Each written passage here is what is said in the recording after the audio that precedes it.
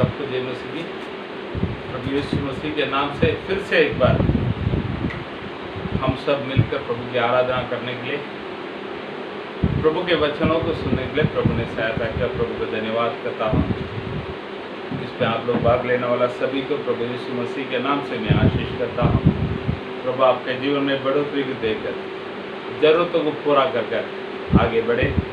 हम अब तक प्रेरितों का काम में 9वां अध्याय में आधा देखा है। लगभग मेरे ख्याल से 30वां वचन तक हम देखा था।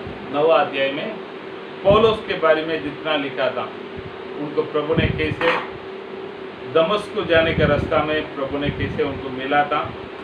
जब प्रभु ने मिला तो प्रभु को इन्होंने क्या क्या उत्तर दिया है, प्रभु ने इनके जीवन में क्या क्या कार्य किया है कर हम कुछ बातों को सुनने के लिए प्रभु ने सहायता किया। प्रभु को धन्यवाद। आज वही 9वां अध्याय में पत्रुस के द्वारा किया हुआ 2 अद्भुत कामों को हम यहाँ पर देखते हैं।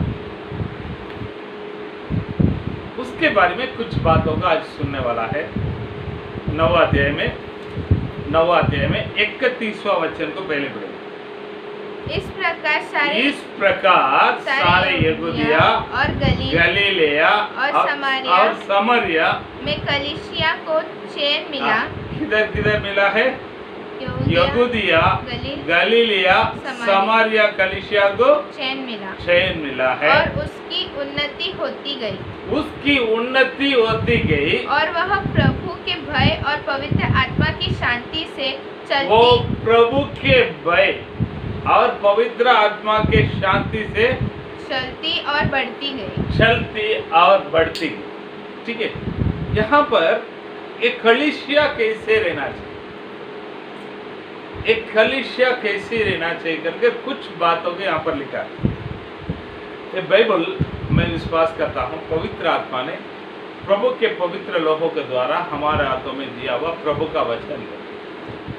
इस बाइबल में लिखा हुआ हर एक शब्द पवित्र आत्मा के द्वारा हमारे हाथों में आया हुआ बात है। मैं विश्वास करता हूँ बाइबल भी हमें यही सिखाता है, आप लोग भी यही बातों को विश्वास करता है। तो यहाँ पर पवित्र आत्मा ये सब बातों को बताता है।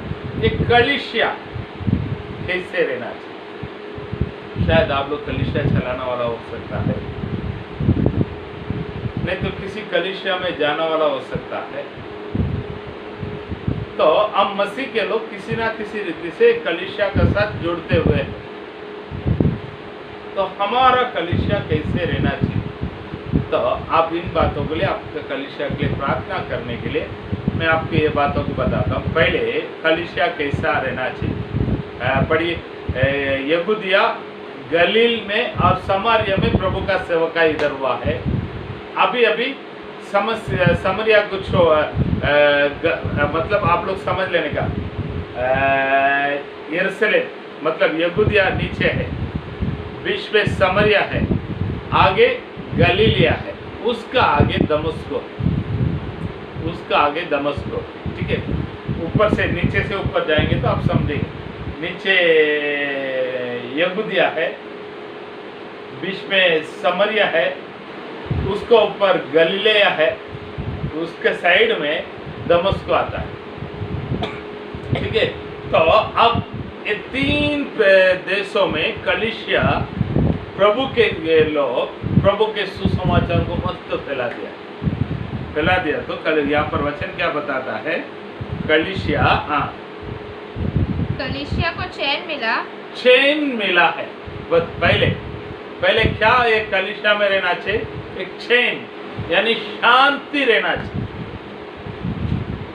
कलीसिया में शांति रहना चाहिए।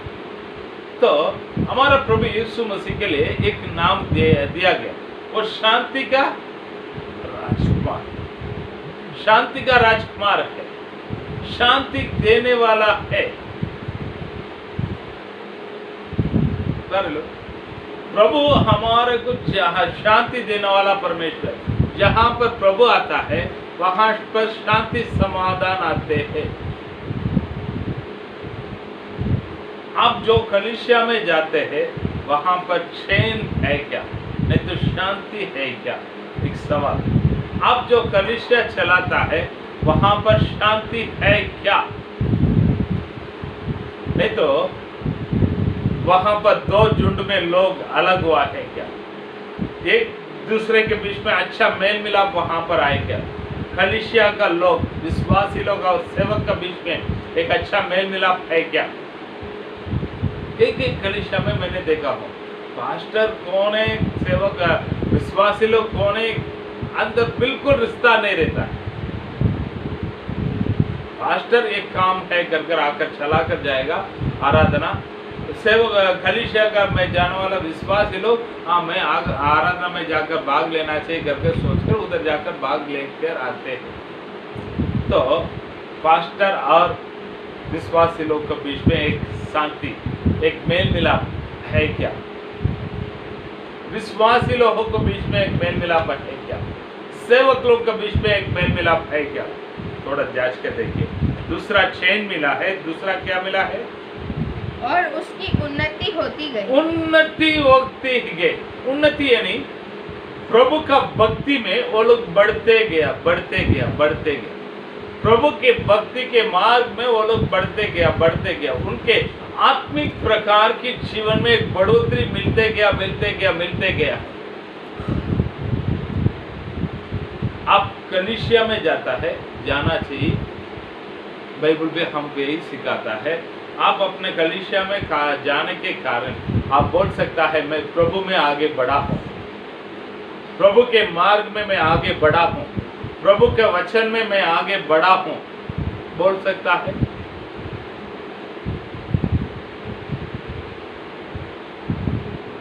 अरे लोग, उन दिनों में रहने वाला कलीसिया के बारे में इस बाइबल में प्रेरित का काम में क्यों लिख के रखा है? हम ऐसे रहना चाहिए। वो लोग एक हमारे लिए उदाहरण बन के गया है। प्रभु यीशु मसीह पहले हमारा उदाहरण, और एक प्रेरित लोग दूसरा हमारा उदाहरण, तीसरा हमारा उदाहरण हमारा कलीसिया का पास्टर है। वापस मैं बताता हूँ, पहले यीशु मसीह हमारे लिए एक आदर्श बनकर गया है। दूसरी है इस प्रभु के चेले लोग, प्रेरित लोग हमारे लिए एक उदाहरण बनकर गया है। तीसरा उदाहरण हमारा कलीसिया का पास्टर रहना चाहिए, हमारा कलीसिया रहना चाहिए। प्रभु यीशु मसीह ने अपने कलीसिया को बनाने के लिए इस दुनिया में आया था। उस कलीसिया का नींव बनकर कलीसिया को चालू करके गया है। पेंतेकोस्ते का दिन में इस कलीसिया का आगे का काम का शुरुआत होने लगा। अभी कलीसिया बढ़ते जा रहा, बढ़ते जा रहा, बढ़ते जा रहा। कब तक बढ़ते जाएगा? यीशु मसीह का वापस गुप्त आगमन तक ये कलीसिया बढ़ते रहेगा। जब तक प्रभु यीशु मसीह इस कलीसिया को उठाएगा तब तक इस कलीसिया बढ़ते जाएगा, बढ़ते जाना भी चाहिए। तो उस कलीसिया कैसे बढ़ते जाना चाहिए? प्रभु में और प्रभु के शक्ति के प्रभाव में आगे बढ़ते क्या नहीं बढ़ता? प्रभु में एक उन्नति होते क्या नहीं होता है? एक सवाल होकर मैं प्रभु में पहले बहुत लोगों का गवाही ने मैंने सुना है। पहले मैं बहुत बाइबल पढ़ता था, अभी बाइबल पढ़ने का इंटरेस्ट नहीं। सही में अगर आप प्रभु में बढ़ते जाएगा तो पहले आधा घंटा बाइबल पढ़ता था, अभी 1 घंटा पढ़ेंगे। पहले 1 घंटा पढ़ता था, अभी 1-1.5 घंटा पढ़ेंगे। हाँ सही, पहले हम छोटा था तभी आधा रोटी खाता था, थोड़ा बड़ा होगा तो 1 रोटी खाने लगा, और थोड़ा बड़ा होता तो 2 रोटी खाने लगा कि नहीं? और भी थोड़ा अच्छा मेहनत करने का परिस्थिति में आएगा तो 2 रोटी खाकर थोड़ा चावल भी खाने लगा। पेट बढ़ता है, खाना बढ़ता है, ये सब बढ़ता है। वैसे हम प्रभु में जैसे आगे बढ़ता है वैसे आत्मिक भोजन भी हमारे लिए बढ़ते जाना चाहिए, बढ़ते जाना है। अब प्रभु में आगे बढ़ता है, एक सवाल करें, मैं पूछता हूँ, आप लोग के सामने रखता हूँ। आप बोल सकता है मैं प्रभु में और उसके शक्ति के प्रभाव में मैं आगे बढ़ता हूँ। एक कलीसिया बोलेगा तो अपने विश्वासी लोगों को प्रभु में आगे बढ़ाने वाला होना चाहिए। घर लोग, आप अपना कलीसिया के बारे में थोड़ा जांच कर देख लीजिए। दूसरा इधर क्या हो रहा है? तीसरा और वह प्रभु के भय और पवित्र आत्मा की शांति में प्रभु के भय। तीसरा क्या है? प्रभु का डर। और पवित्र प्रभु का डर आपका कलीसिया में है क्या? नहीं। एक कलीसिया में प्रभु का डर रहना चाहिए। कर लो कई जगह पर आजकल ये डर नहीं रहा। ये सही बात।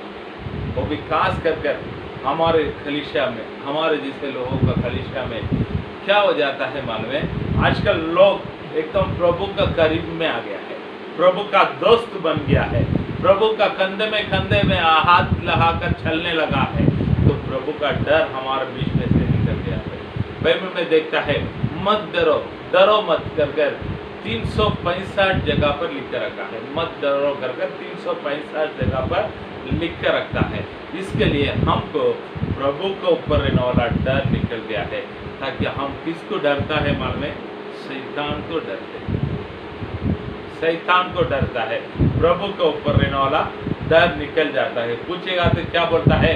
पाप करने के बाद प्रभु क्षमा करो बोलेगा तो हमारा प्रभु बहुत ही अच्छा है, वो हमारे पापों को क्षमा करेगा कर हम प्रभु के ऊपर रखने वाला उस डर को निकाल देते हैं। प्यारे लोग, आप लोग कितना भी क्यों ना हो, हमारा परमेश्वर अच्छा परमेश्वर है, हमारा परमेश्वर जीवित परमेश्वर है, हमारा परमेश्वर कृपालु है, हमारा परमेश्वर दयालु है।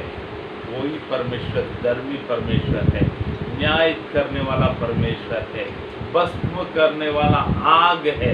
हमारा परमेश्वर जलन रखने वाला है। ये स्वभाव को भी हम बोलना नहीं चाहिए।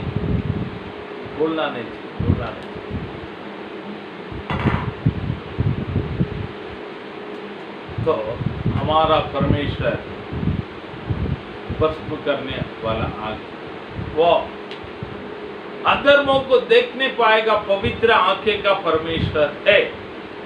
वो परमेश्वर के बारे में बाइबल क्या बताता है? कल, आज और कभी ना बदलने वाला परमेश्वर। उनका एक स्वभाव है वो अच्छा है, दूसरा स्वभाव है वो भस्म करने वाला आग है। कर लो, हम हमारा परिवार प्रभु का डर में आगे बढ़ते क्या नहीं बढ़ता? हमारा कलीसिया में प्रभु का डर है क्या नहीं? कलीसिया 10 बजे बोलता था, हम 9:45 बजे तक पहुंचते हैं। कई जगह पर सेवक लोग भी जाता नहीं, बहुत बड़े शर्म की बात हुई है। कलीसिया 10 बजे चालू होगा, सेवक लोग 10:30 बजे जाता है। तो बाइबल में क्या बताता है मालूम है? यिर्मयाह की पुस्तक में वो वचन को हमेशा आप लोग ध्यान में रख लेने का है। पढ़िए।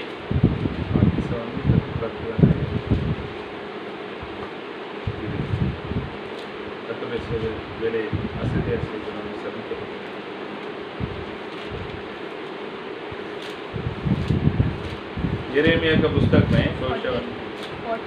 48 में 10, शापित है वो जो यहोवा के काम आलस से करता है और वह बस। हमारा एक सेवक है, अभी भी है। एक दिन बहुत दूसरे एक हमारा एक बहन है, उनके द्वारा मेरे से बात किया, पास्टर आप है ना अपने बातों से अपने सेवक लोग को खा जाता है, बहुत दुख पहुंचा देता है। मैं बोला है ऐसा कभी किसको मैं दुख पहुंचाता तो जो उनका गलती है तो सामने बोल देता हूँ। नहीं, आपका जो मुख का जो बात है ना बहुत खतरनाक है, थोड़ा उसको बदलना पड़ेगा। मैंने समझा नहीं तो क्या है करके बोला, तो वो बोली है आप ये वचन को बोला है क्या? श्रापित हो जो परमेश्वर का काम को आलस से करता है। मैं बोला है वचन को बोला है, इस पे क्या बाइबल में क्या हुआ वचन को याद क्या? नहीं, आप ऐसा देगा ना वो श्राप जैसा है। मैंने उसको बोला है मैं ये सब बात के लिए डरने वाला नहीं, सोचने वाला भी नहीं, बोलते रहूँगा। तो प्यारे लोग, सही में हमारा परमेश्वर का डर हमारे जीवन में रहना चाहिए। आलसी लोग तो कौन है मालूम है? जिसको डर नहीं वो लोग आलसी लोग। भविष्य के बारे में सोच नहीं, वो लोग आलसी लोग। अपने आप के बारे में एक विचार नहीं, वो लोग आलसी लोग। हमारा जिम्मेदारी को पूरा नहीं करता है, वो लोग आलसी लोग। अगर उनको प्रभु का डर रहेगा तो आलसी पर नहीं रहेगा। तो पहले कलीसिया में चैन रहना चाहिए, शांति रहना चाहिए। दूसरा, कलीसिया में आत्मिक उन्नति रहना चाहिए। तीसरा, कलीसिया में परमेश्वर का डर रहना चाहिए। चौथा, कलीसिया कैसा रहना चाहिए करके हम देखते हैं, पवित्र आत्मा की शांति में पवित्र आत्मा के शांति में। एक पवित्र आत्मा का शांति बोले हाँ तो एक इंडिविजुअल यानी व्यक्तिपन का एक मैं शांति हूँ, मेरा अंदर एक शांति है। पहले जो शांति बोला है कलीसिया के अंदर पूरे एक दूसरे के बीच में रहने वाला शांति, अब एक कलीसिया में जाने वाला व्यक्ति के मन में एक शांति रहना चाहिए, एक एकता रहना चाहिए।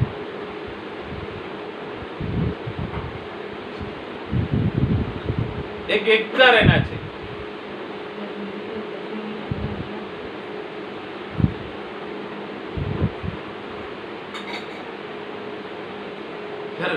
कलीसिया चलाने के लिए मैं जाता हूँ, एक शांति रहना चाहिए, एक खुशी मेरे मन में रहना चाहिए, परमेश्वर का एक पवित्र आत्मा का एक आनंद मेरे मन में रहना चाहिए।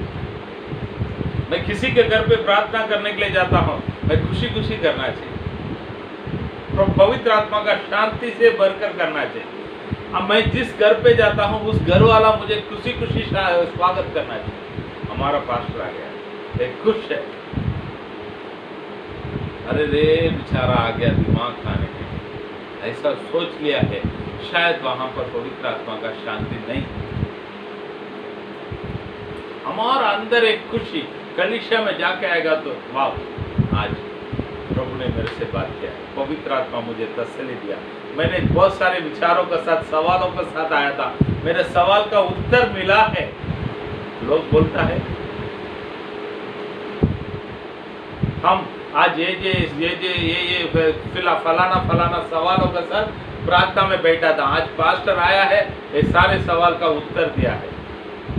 हम सवाल तुम पूछा नहीं, उसका पहले दिया है। ये अनुभव आपके कलीसिया में, आपके पास्टर का साथ रहने वाला संगति में हुआ है? मैं ये गवाही को बता सकता हूँ, कई सारे परिवार में कई सारे लोग बोलता है पास्टर ये वचनों का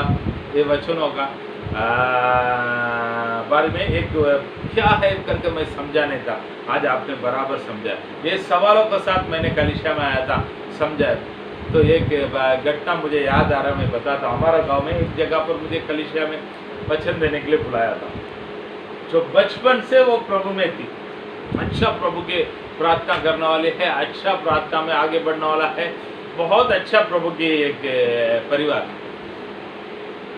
मैं वचन देकर आया था, वो आकर बाइबल को निकाल कर आया, उसमें बाइबल में लिख कर रखा है गुजरात पास्टर करके। गुजरात पास्टर करके क्यों लिखा है करके बोला, तो इतना दिन ये वचन मुझे समझ में नहीं आया, लेकिन आप आज बताया ना, सच में इतना दिन का सवाल मुझे उत्तर मिला है। अब ये वचन को पढ़ेगा ना, कौन बोला गुजरात पास्टर करके बोलेगा तो फटक से आपने बताया हुआ सारे बात मेरा मन में है, तो कर लो। मैं मेरा बड़ापन के लिए मैं ये बातों को नहीं बता रहा हूँ, मैं आपको बताने वाला चीज ये है, व्यक्तिगत जीवन में, अकेला पर्सनल जीवन में आपका एक शांति, एक बढ़ोतरी है क्या। और लास्ट में क्या है करके देखे ना, तो पवित्र आत्मा का शांति से, पवित्र आत्मा की शांति में चलती और बढ़ती गया है। कलीसिया बढ़ती जाता है, एक झाड़ है कर, जब तक उस झाड़ में जीवन है तब तक नया नया पत्ता आते रहेगा, तब तक उसका डंडा है ना बढ़ते जाएगा, तब तक उसका ऊंचाई है ना बढ़ते जाएगा। जिस दिन वो मर गया है, इसका मतलब उसका बढ़ोतरी रुक जाएगा, नया पत्ता आना रुक जाएगा, उसका डंडा बढ़ने के जगह पर सूखना चालू हो जाएगा। ये हम सब देखते हैं। वैसे एक कलीसिया जब तक जीवित है मन में, बोल सकता है उस कलीसिया में बढ़ोतरी जब तक है तब तक उस कलीसिया के अंदर जीवन है। अगर जीवन नहीं तो क्या हो जाएगा? बढ़ना बंद हो जाएगा। उस पे से पत्ता एक एक पत्ता गिरना शुरुआत होगा, उसके बाद एक एक डंडा गिरना शुरुआत होगा। लास्ट में बचेगा क्या है? वो बड़ा डंडा केवल बचेगा।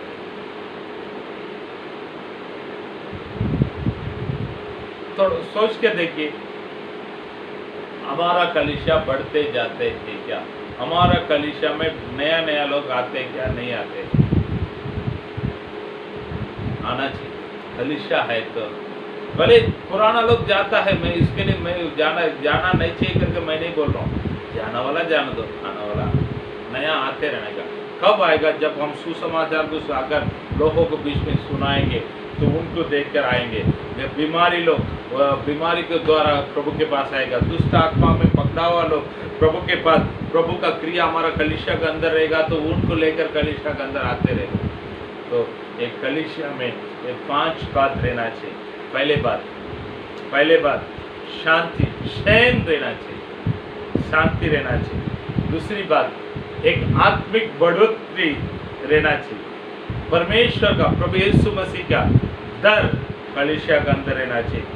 पवित्र आत्मा का शांति, व्यक्तिगत जीवन में एक शांति रहना चाहिए। लास्ट में कलीसिया बढ़ते रहना चाहिए। ये 5 बात यदि हमारा कलीसिया के अंदर रहेगा तो हमारा कलीसिया बढ़ते जाता है, प्रभु में है, प्रभु के मार्ग में है, इस वचनों का अनुसार है। अगर ये 5 बात इस कलीसिया में नहीं तो हमारा कलीसिया में एक सवाल को डालकर देखना चाहिए। हमारा कलीसिया में सवाल को डालकर देखना चाहिए। क्या सवाल? मेरा कलीसिया प्रभु के मार्ग में है या नहीं है? दूसरा, मैं जो कलीसिया के अंदर जाता हूँ वो कलीसिया प्रभु का है क्या? नहीं तो खाली लोगों का ही संगति है क्या? एक प्रभु का दास ऐसा बताता है, दुनिया के अंदर में एक कलीसिया को देखा है, दुनिया के अंदर में एक कलीसिया को देखा है, लेकिन उस कलीसिया के अंदर दुनिया को देखा। वापस मैं बताता हूँ, दुनिया के अंदर एक कलीसिया को मैंने देखा है, उस कलीसिया के अंदर पूरे दुनिया को देख लिया। प्यारे लोग, हम संसार और स्वर्गीय इस दोनों के बीच में बिल्कुल रिश्ता नहीं। अंधेरा और उजाला के बीच में कोई रिश्ता नहीं। प्रभु के लोग और शैतान लोगों के बीच में कोई रिश्ता नहीं है। बाइबल है। हमारा कलीसिया के अंदर दुनिया नहीं, हमारा कलीसिया के अंदर प्रभु, हमारा कलीसिया के अंदर वचन है। वचन जो बोलता वही है। दुनिया बाहर रहने दो, आपको दुनिया से कुछ लेन देन नहीं है। हम दुनिया के साथ अपने आप को एडजस्ट करके जाने वाला लोग नहीं। हमारे लिए प्रभु ने एक खटक नियमों को दे दिया है, भाई यही तुम्हारा मार्ग, बोलेगा तो वही तुम्हारा, हमारा मार्ग। मैं कुछ दिनों को पहले आपको वचन देने के समय बताया था, वचन देने के समय बताया था, शायद चौथा अध्याय के बारे में, चौथा अध्याय में वचन देने के समय बताया था। कितने लोग याद है नहीं है बताने। 7 बातों को मैंने बताया था, 7 बातों को मैंने बताया था। हम इस संसार के, हमारे पंचायत के, नहीं तो हमारे सरकार के विरोध में खड़ा नहीं होता है। वापस में बताता हूँ, हम हमारे सरकार के, हमारे पंचायत का विरोध में खड़ा नहीं होना चाहिए, सवाल ही नहीं। मगर हमारा सरकार नहीं तो हमारा पंचायत, हमारे सरपंच लोग हमारे विरोध में खड़ा होगा तो उनका सामना एकदम प्यार से करना चाहिए। दूसरे मैंने बताया है, हम हमारे संसार, हमारे सरकार की, हमारे पंचायत के, हमारे देश का कानून कायदा को हम पालन करना चाहिए, उसमें कोई शक नहीं। लेकिन उससे भी एक कदम आगे बढ़कर हमारे कानून से भी प्रभु का कानून हमारे लिए फर्स्ट है। अगर ये कानून की वजह से वो कानून में कुछ तकलीफ आ रहा है तो हम प्रभु के कानून में रहना चाहिए। इसके लिए एफएससी की किताब में 6वां अध्याय में पहले वचन में पौलुस क्या बताता है? हे बच्चों, प्रभु में अपने माता पिता का आज्ञाकारी बनो। हे बच्चों, प्रभु में अपने माता पिता का आज्ञाकारी बनो। यही वचन है, यही वचन। हम मसीह के लोग इस बातों में सावधान में रहना चाहिए। एक कलीसिया कैसे रहना चाहिए करके मैंने बताया। उसके बाद हम देखता है 32वां अध्याय में से हम देखते हैं 32वां अध्याय से पढ़ो अधिक वचन से। फिर ऐसा हुआ कि पतरस हर जगह फिरता हुआ उन पवित्र लोगों के पास भी पहुंचा जो लुद्धा में रहते थे। वहां उसे एनियास नामक लकवे का रोगी एक मनुष्य मिला जो वहां पर लिद्दा करके एक गांव में गया था। मतलब वहां पर एनियास करके एक लकवे का रोगी मिला था जो 8 वर्ष से खाट पर पड़ा था। पतरस ने उससे कहा, हे एनियास, यीशु मसीह तुझे चंगा करता है। उठ अपना बिछौना बिछा। तब वह तुरंत उठ खड़ा हुआ। तो उठ करके बोला दे, उठ कर खड़ा हो। बहुत समय हम मसीह के लोग क्या सोचते हैं मालूम? पास्टर आना चाहिए, हमारे ऊपर हाथ रखकर प्रार्थना करना चाहिए, नहीं तो उपवास प्रार्थना करना चाहिए, तब प्रभु कार्य करेगा। ये बात को बताने के समय आप लोगों को किसी का याद आ रहा है क्या? मुझे एक व्यक्ति के बारे में याद आ रहा है। उसको कोढ़ की बीमारी था। उसको बताया गया उधर एक पास्टर है, उसके पास जाओ, प्रार्थना करो, तुम चंगाई हो जाएगा। तो इन्होंने भी बहुत बड़ा व्यक्ति है, बहुत दान को लेकर सबको लेकर इधर से चला गया। पास्टर ये क्या सोचा है, पास्टर आएगा, मैं बड़ा व्यक्ति हूँ, आएगा, मेरा कोट जहाँ जहाँ है वहाँ वहाँ हाथ रखकर प्रार्थना करेगा, सब ठीक हो जाएगा करके सोच कर गया है। मैं तो बड़ा व्यक्ति हूँ, अभी मुझे देखकर, मेरा पैसा को देखकर पास्टर भाग कर आएगा। वो पास्टर है ना, हमारे जैसा पास्टर नहीं, एकदम कड़क पास्टर है। वो बोल दिया, अपना नौकर को बुलाया, इधर क्या है, उसको बोलो वो नदी है ना, यर्दन नदी, उस पर जाकर 7 बार डुबकी मारो, ठीक हो जाएगा। ठीक होने के बाद उधर से उधर जाने के लिए बोल दो, सीधा बोल दो।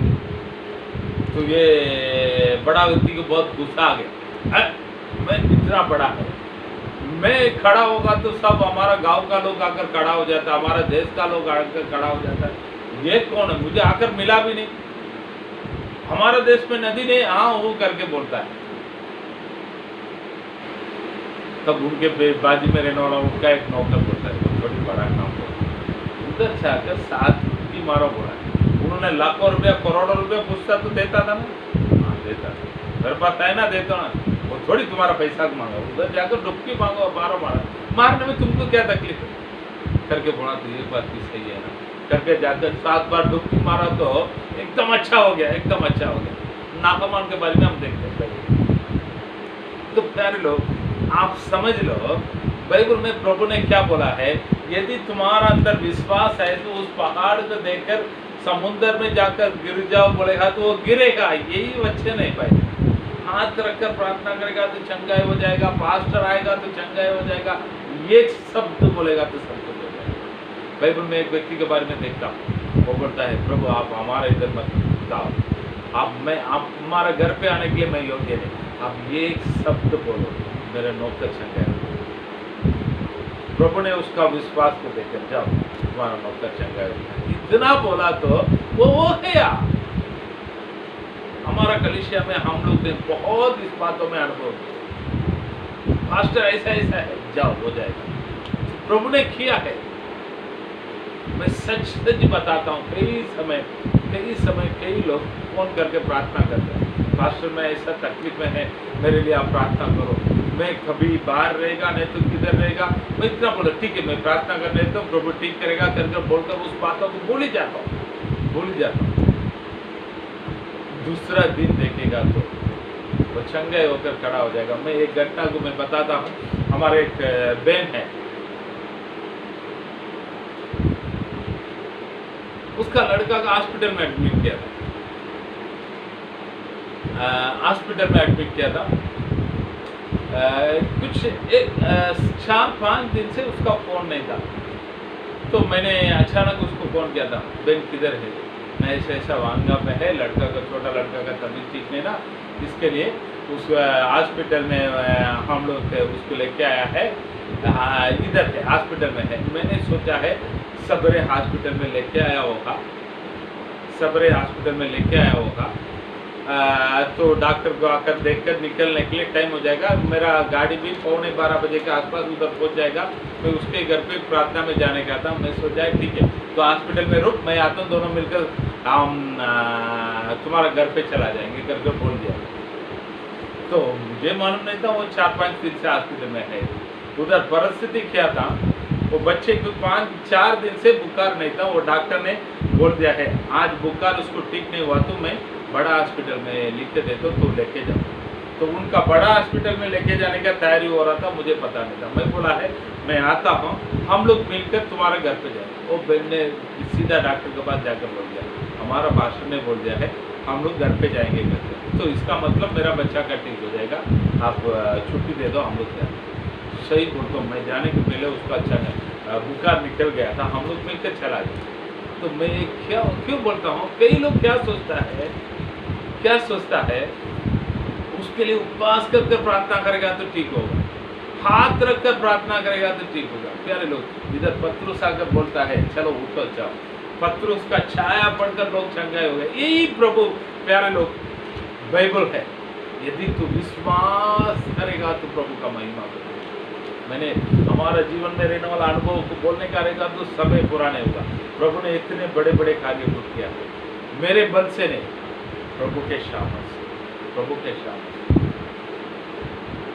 कर लो, आपको मन में रहने वाला सोच को दूर कीजिएगा। प्रभु चाहता तो किसी भी, कभी भी, किधर भी, कुछ भी कर सकता है, उसके लिए कोई रोक नहीं।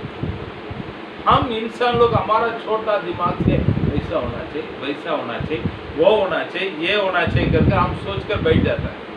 प्रभु के सामने ये सारे बात कुछ भी नहीं। यहाँ पर जैसे पौलुस ने बोला है उन्होंने उठकर चल पड़ा है।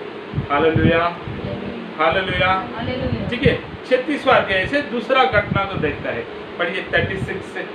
याफा में तबीता अर्थात देरकास नामक एक विश्वासिनी रहती थी। वह बहुत से भले भले काम और दान किया करती थी। उन्हीं दिनों में वह बीमार होकर मर गई और उन्होंने उसे नहलाकर अटारी पर रख दिया, इसीलिए कि लुद्दा याफा के निकट थे। चेलों ने यह सुनकर कि पतरस वहाँ है, 2 मनुष्य भेजकर उससे विनती की, हमारे पास आने में देर न कर। तब पतरस उठकर उनके साथ हो दिया, और जब वह पहुंचा तो वे उससे उस अटारी पर ले गए।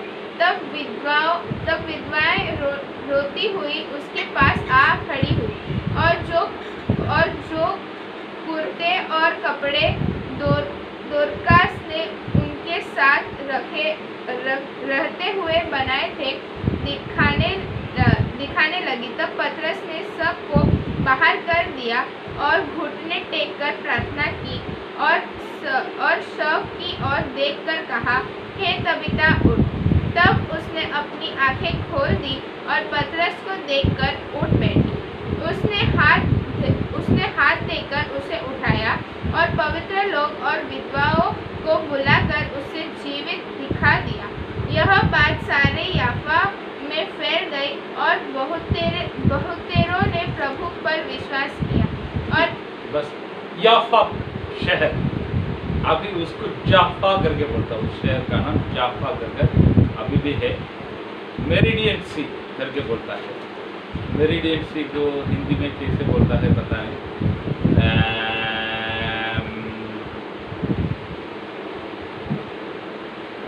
वो एक दरिया का किनारा में रहने वाला शहर। उधर एक हार्बर है, किला है, किला नहीं, हार्बर पोर्ट है, बंदरगाना है, ठीक है। वो बहुत ही अच्छा सुंदर एक शहर है, अभी भी है, जाफा करके। उस शहर में तबीता करके एक बहन थी, तबीता करके एक बहन थी।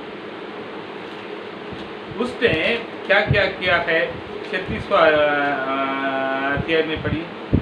याफा में तबीता अर्थात दोरकास नामक एक विश्वासिनी रहती थी। वह बहुत से भले भले कामों को की थी, और दान किया करती थी। उन्हीं दिनों में वह ये प्रभु का अच्छा एक सेवकाई करने वाली करके यहाँ पर इस घटना को रखकर देखता है। मतलब माइक पकड़कर वचन प्रवचन वगैरह उसको देने के लिए नहीं आता है, भले कामों को करती थी। उससे जो होता है वो करती थी। गरीब लोगों को, विधवा लोगों को, बहुत लोगों को मदद की और दान दी थी, खोल कर दी थी। गरीब लोग कोई भी आएगा तो खुशी खुशी उसको दान दिया था। बहुत ही अच्छा एक प्रभु की विश्वासी है, प्रभु को मानने वाला एक स्त्री है, एक अच्छा प्रभु की स्त्री है। अभी एक सवाल, अच्छा प्रभु में रहने वाला लोगों को बीमारी आएगा क्या? आएगा। कई समय सेवकाई करने वाला किसी को बीमार आएगा, ये सेवकाई करता है, ऐसा क्यों बीमारी आया? सेवकाई करने वाला को कुछ एक्सीडेंट हो गया तो सेवकाई करता है, इसको एक्सीडेंट क्यों हो गया है? भाई एक बातों को ध्यान में रखने देगा, सेवकाई करने वाला भी खाना खाता है, सेवकाई करने वाला का अंदर भी लहू चलता है, उसको भी दर्द होता है, उसको भी तकलीफ होता है, उसको भी बीमारी आता है। इस शरीर के लिए छुटकारा नहीं, हमारा बाइबल क्या बताता है? आत्मिक छुटकारा, हमारा आत्मा के लिए छुटकारा। शरीर का तो नाशवान चीज है, एक दिन सबका शरीर नाश होने वाला है।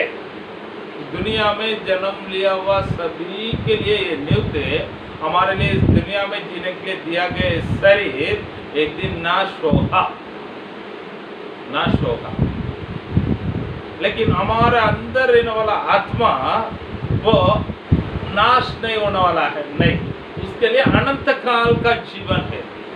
अनंत काल का जीवन यानी स्वर्ग में है, नहीं तो नरक में है।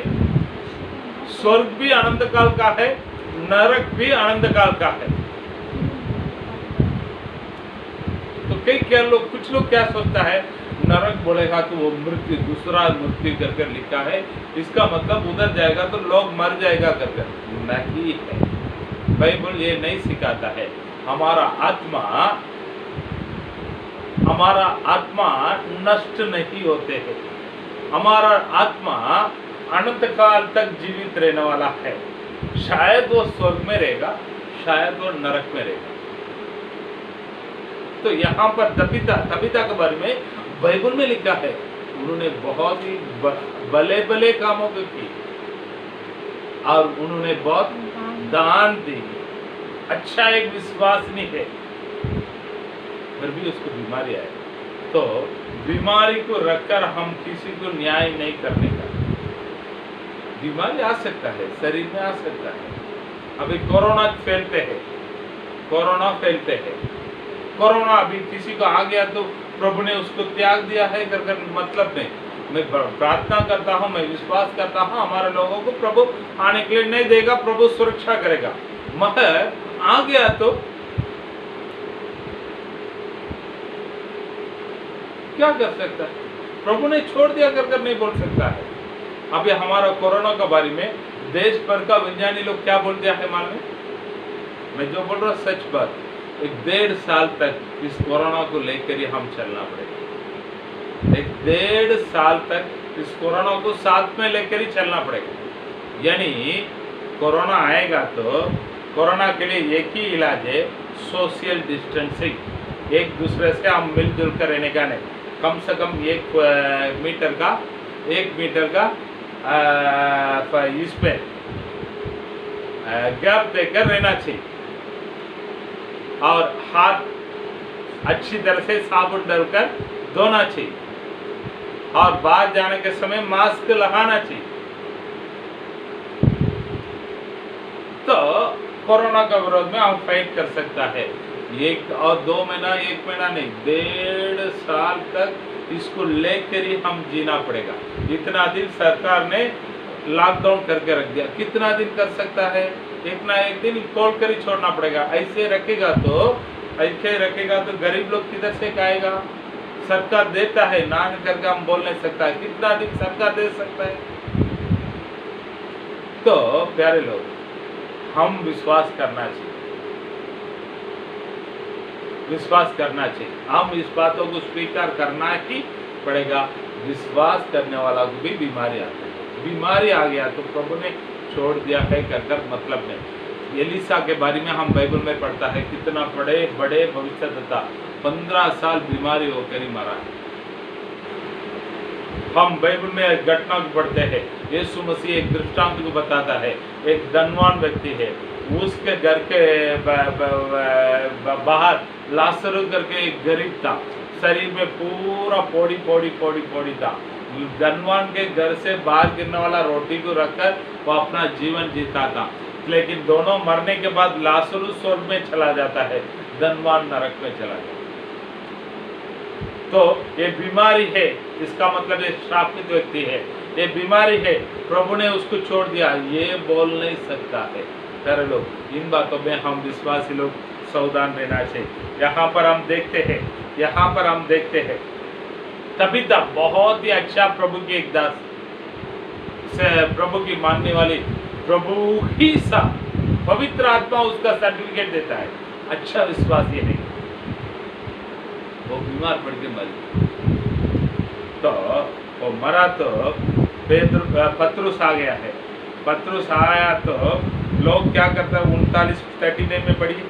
तो पतरस उठकर उनके साथ हो लिया, और जब वह पहुंचा तो वे उसे उस अटारी पर ले गए।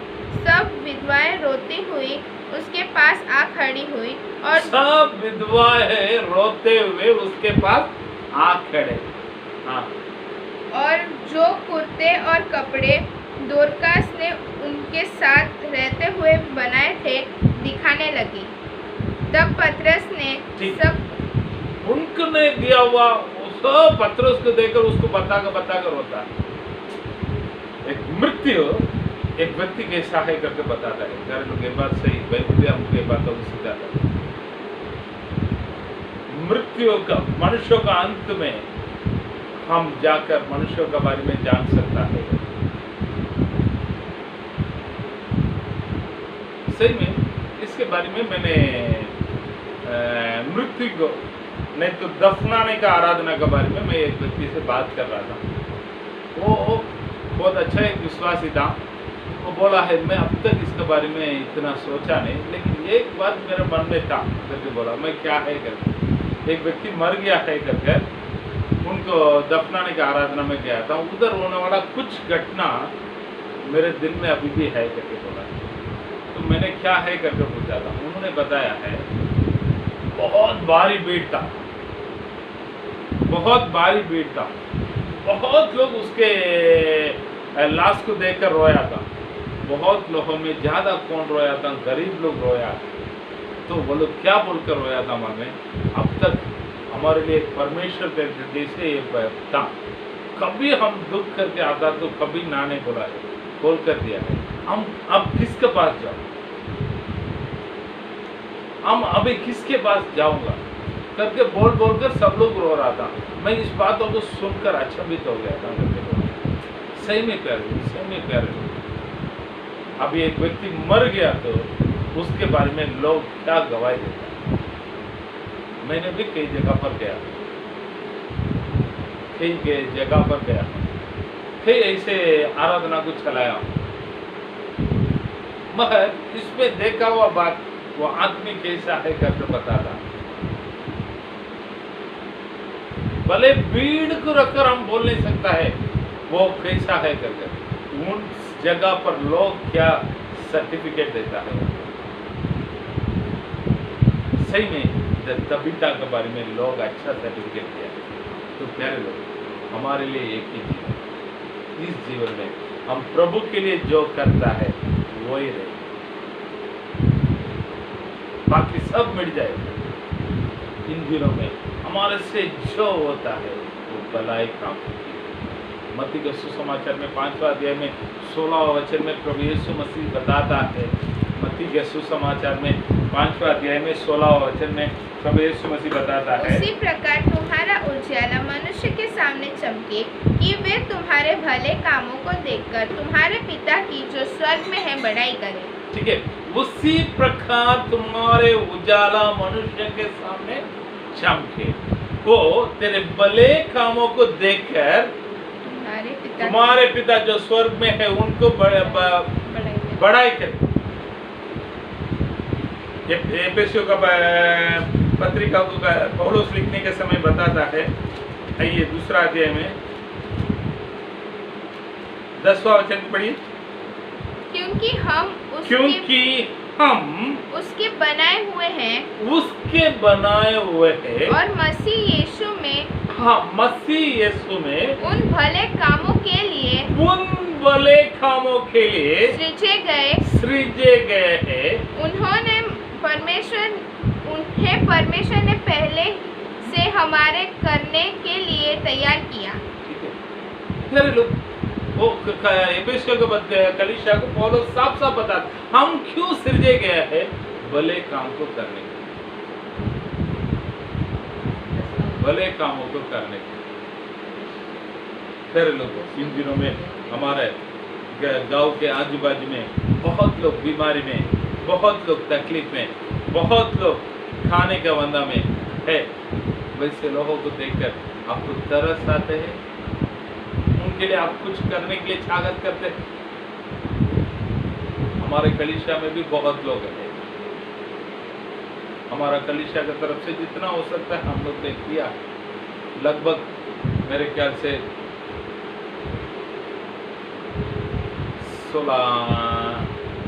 20 लोगों का आसपास किया है, मदद किया है। हमारा कलीसिया का लोग, कुछ लोग मदद किया है, प्रभु को धन्यवाद।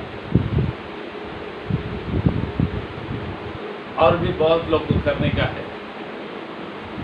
तो प्यारे लोग, हम लोग कैसे, हम लोग क्या किया है अब तक, क्या भलाई काम को किया है, थोड़ा सोच कर देखिए।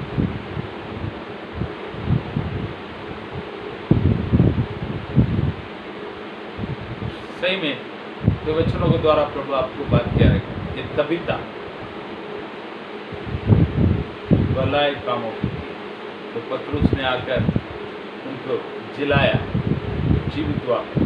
उसके बाद बहुत लोग कलीसिया में इकट्ठा हो गया, प्रभु में विश्वास करने लगे। प्यारे लोग, हम क्या करते हैं, अपने आप को जांच करते हैं। आज का वचन में 3 बातों को मैंने बताया। पहले कलीसिया कैसे रहना चाहिए, 5 बातों को उसमें बताया। चैन से रहना चाहिए। कलीसिया कैसे रहना चाहिए, चैन से रहना चाहिए। प्रभु का उन्नति में बढ़ना चाहिए।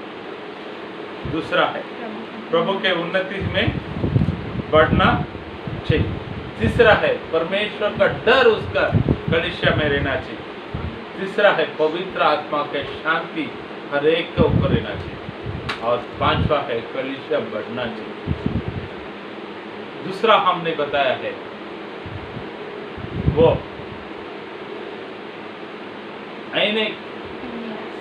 एनियास लकवे का रोगी था 8 साल से। पतरुस आया, उठो करके बोला उठ गया। तो ऐसे हाथ रख कर प्रार्थना करने का, उपवास रख कर प्रार्थना करने का कोई नहीं। मैं हाथ रखकर प्रार्थना करने के लिए मना नहीं कर रहा हूँ, उपवास करके प्रार्थना करने के लिए मना नहीं कर रहा हूँ, लेकिन उपवास करेगा तो ठीक होगा, ये नहीं। प्रभु चाहता तो कैसे भी कर सकते, केवल विश्वास इधर जरूरत। तीसरा है तबीता, भलाई की। तो हम कैसे, सब लोग आंखों को बंद करके प्रार्थना करेंगे। Hallelujah, hallelujah. पवित्र पवित्र अति पवित्र सेनाओं का गवाह, आपको धन्यवाद करता हूँ। आज के दिनों में प्रभु जी एक कलीसिया कैसे रहना चाहिए करके आपने बात किया है। प्रभु कलीसिया, प्रभु बोले हाथ प्रभु जी, हालेलुया, हालेलुया। एक चैन से रहना चाहिए, एक शांति से रहना चाहिए प्रभु जी, हालेलुया। प्रभु आत्मिक उन्नति कलीसिया में रहना चाहिए प्रभु जी। प्रभु का डर कलीसिया के अंदर रहना चाहिए प्रभु जी। पवित्र आत्मा का शांति कलीसिया के अंदर रहना चाहिए प्रभु जी। प्रभु कलीसिया प्रभु में बढ़ते रहना चाहिए करके 5 बातों को सीखने के लिए सहायता किया।